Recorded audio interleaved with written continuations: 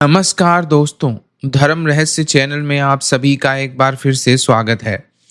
आज हम एक ऐसी सत्य घटना को लेने जा रहे हैं जिसमें हम लोग समझेंगे कि कैसे एक व्यक्ति क्यों अपनी हत्या स्वयं कर लेता है और उसे उसकी कुंडली के माध्यम से भी समझने का प्रयास करेंगे और जानेंगे कि कैसे ऐसी अवस्थाएं किसी के जीवन में कब और क्यों आ सकती हैं। तो आइए शुरू करते हैं इस सच्चे अनुभव को। नाम और पता मैं पूरी तरह गोपनीय रख रहा हूँ क्योंकि यह मेरी आंखों देखी घटना है, इसलिए पूरी तरह प्रमाणित है और इस विषय में मैं पूरी तरह से जानता हूँ।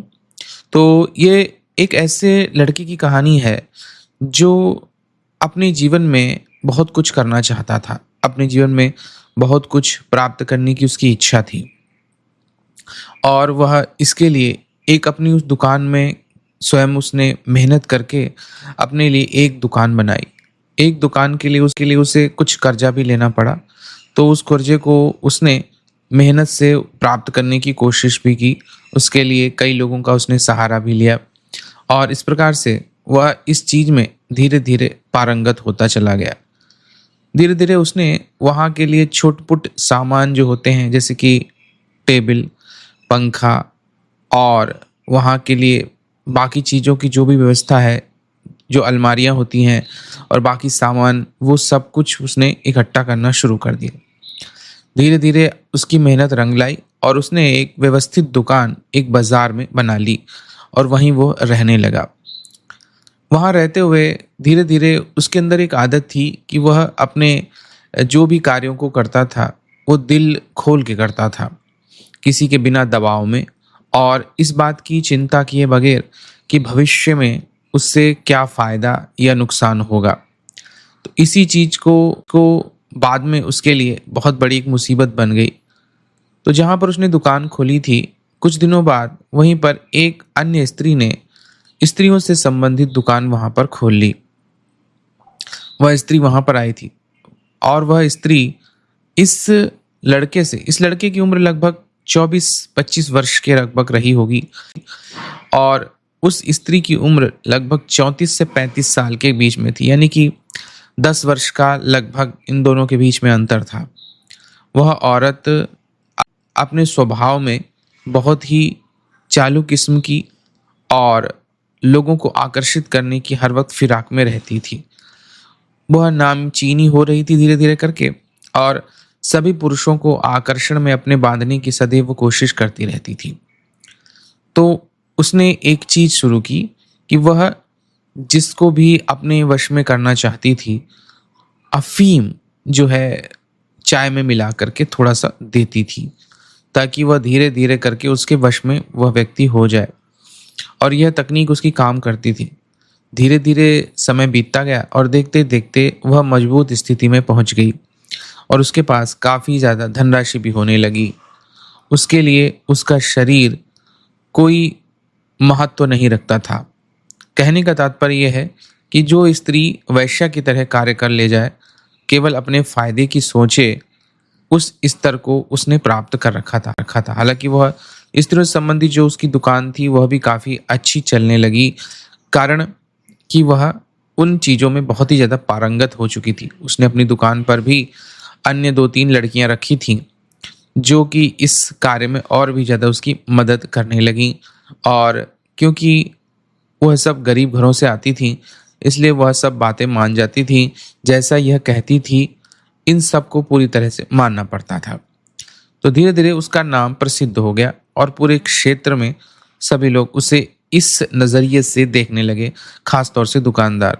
वह जो भी अच्छे दुकानदार थे, जो मजबूत थे, जिनके पास पैसा रुपया था, उनके साथ होटलों में जाती, वहाँ पार्टी होती और उनके साथ इस प्रकार जिंदगी चल रही थी। अभी तक इस लड़की पर उस स्त्री की नज़र नहीं पड़ी थी, लेकिन समय का जैसे फेर होता है, समय जैसे कि बदलता है, वैसे ही कोई कुछ उस दिन हुआ और अचानक से उसकी नज़र इस लड़के पर पड़ी जो कि कमसिन, नौजवान और खूबसूरत था। तो उसके मन में भी यह विचार आया कि मैं क्यों न इसे प्राप्त करूं। अब इसे प्राप्त करना मेरे लिए बहुत ज़रूरी है क्योंकि मैं पराये पुरुषों में अभी तक अधेड़ उम्र वाले ज़्यादातर ज़्यादा उम्र वाले पुरुषों के साथ ही जुड़ी हूँ, लेकिन किसी नौजवान से नहीं जुड़ पाई, उसका उपयोग नहीं कर पाई या उसका उपभोग नहीं कर पाई, उसके साथ भोग क्रिया नहीं कर पाई। तो शायद उसके मन में ये आया और उसने वही प्रक्रिया अपनाई। धीरे धीरे चाय में थोड़ी सी अफीम मिला करके देना शुरू कर दिया। धीरे धीरे वह लड़का भी उस स्त्री की तरफ आकर्षित होने लगा। एक दोपहर की बात है, वह अंदर कमरे में ले गई और जबरदस्ती उसे किस करने लगी। लड़का इस बात से एकदम घबरा गया, लेकिन क्योंकि जवान व्यक्ति जब होता है तो अपनी भावनाओं पर नियंत्रण नहीं रख पाता, तो उसने उसका साथ दे दिया। धीरे धीरे करके दोनों के बीच में अवैध संबंध स्थापित हो गए। लड़का शुरुआत में तो बहुत खुश रहा और उसके लिए कुछ नए नए गिफ्ट्स, नई नई चीज़ें लेकर के आना, ये सारी चीज़ें वो लगातार समय के साथ करता रहा और समय बीतता रहा। लेकिन कुछ दिनों में उसे पता लगने लगा कि यह स्त्री का स्वभाव बहुत ही बुरा है। यह स्त्री केवल उसका उपयोग कर रही है, क्योंकि वह उससे प्रेम नहीं करती है। वह खुद तो पहले से शादीशुदा है, ऊपर से कई सारे पुरुषों के साथ स्वयं चली जाती है। इस बात की तकलीफ में वह थोड़ी थोड़ी शराब भी पीना शुरू कर दिया। घर में लड़ाइयाँ होने लगी, तो इन लड़ाइयों का भी फायदा उसी स्त्री ने उठाया। स्त्री ने अब उसे धमकाना शुरू कर दिया और कहा, तेरे मेरे बीच में जो रिलेशन है इसको मैं सबको बता दूंगी, इसलिए मेरी इच्छाओं को पूरी करते रहे। जिसमें शारीरिक से साथ साथ व्यक्तिगत रूप से उसने उनके लिए सामान इत्यादि लेना भी शुरू कर दिया, जिसमें एसी लगाने से लेकर के और जो भी एक स्कूटर खरीद कर देना। इसकी वजह से अभी तक जो दुकान प्रॉफिट में जाती थी वह नुकसान में जाने लगी। लड़के के हाथ से पैसा बह रहा था और उसका कर्जा दिन प्रतिदिन बढ़ता जा रहा था। उसने अपनी दीदी और जीजा इत्यादि की मदद लेने की कोशिश भी की, लेकिन उसमें भी उसे कोई फायदा नहीं मिला। धीरे धीरे करके हालांकि उसके दीदी और जीजा ने उसका पूरी तरह कर्जा मिटाने में सहयोग किया और जो कर्जा उसके ऊपर हो गया था वो कर्जा उन्होंने हटवा दिया, लेकिन इससे और ज़्यादा कोई प्रॉफिट देखने को नहीं मिला। समय बीतता गया, वह दलदल में नीचे रोजाना फंसता चला जा रहा था। इस बात का पता किसी को भी नहीं था, लेकिन बाकी लोगों को जो बाजार में वहाँ रहते थे सबको पता था कि यह उस स्त्री पर पूरी तरह आसक्त हो चुका है और उसके वशीकरण से बाहर नहीं निकल पा रहा है। तो इस चीज से बाहर निकलने के लिए उसे चाहिए था कि वह किसी भी प्रकार से उससे छुटकारा पाता, लेकिन कोशिश करने के बावजूद भी वह वहां से नहीं जा पा रहा था। शायद इसका कारण वह वशीकरण वाला पेय पदार्थ हो जिसको अफीम कहते हैं, जो विभिन्न प्रकार के तंत्र मंत्र की जानकार भी वह स्त्री बहुत अच्छी थी और वह अभिमंत्रित करके वह चीजें उसको खिलाया और पिलाया करती थी, जिसकी वजह से वह पूरी तरह उसके वश में रहता। 2-4-10 दिन अगर वह उससे लड़ भी लेता, उसके बाद भी उसके वशीकरण में आ जाता था।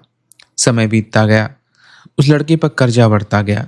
इधर वह इस बात के लिए रोता रहता रातों रातों को कि ना उसके घर वाले उसे कुछ समझते हैं, उनकी तरफ से भी उसे प्यार नहीं मिल रहा और ना ही यह स्त्री उसके प्रेम को समझ पा रही है, जबकि वह उसे प्राप्त करना चाहता है, उससे विवाह करना चाहता है।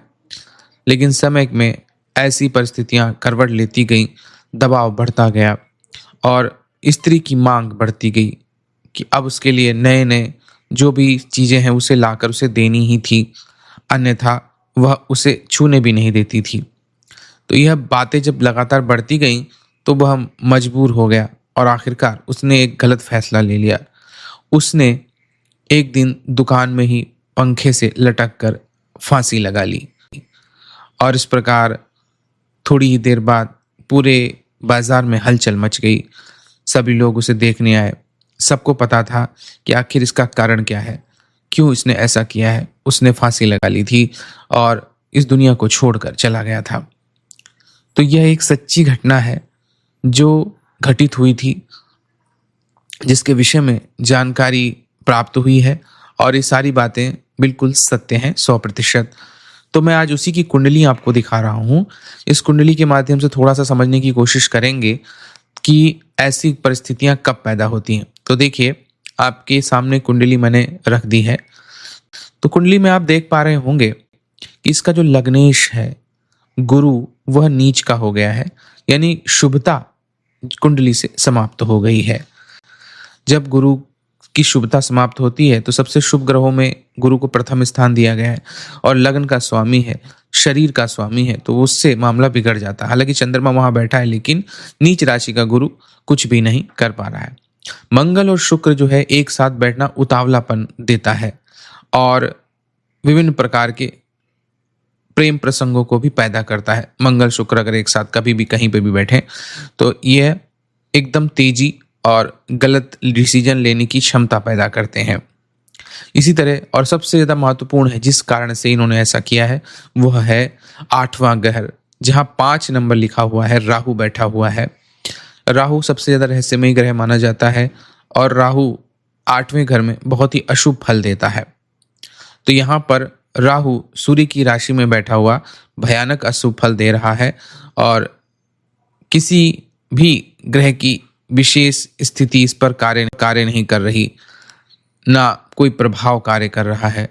तो इस प्रकार इसीलिए राहु के कारण एकदम से ये डिसीजन लेता है कि मुझे मरना है और इसी राहु की वजह से अवैध संबंध, 8वां घर जो होता है गुप्त चीज़ों के लिए होता है, तो गुप्त चीज़ों में अवैध संबंध से लेकर के और बहुत सारी गलत चीज़ें आ जाती हैं, जिसकी वजह से राहु ने बहुत बिगाड़ दिया काम और फिर बुद्धि पर हावी होकर के स्वयं को समाप्त भी कर लिया, यानी कि फांसी लगा ली।